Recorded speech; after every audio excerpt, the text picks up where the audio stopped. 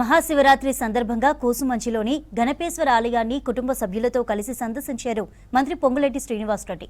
ఖమ్మం జిల్లా కూసుమంచిలోని గణపేశ్వర ఆలయంలో ప్రత్యేక పూజలు చేశారు.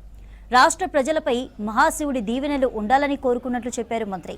ప్రజాప్రభుత్వంలో ప్రజలు సుఖ సంతోషాలతో ఉండాలని చెప్పారు. గణపేశ్వర ఆలయ అభివృద్ధికి 3,30,00,000 కేటాయించామన్నారు మంత్రి పొంగులేటి.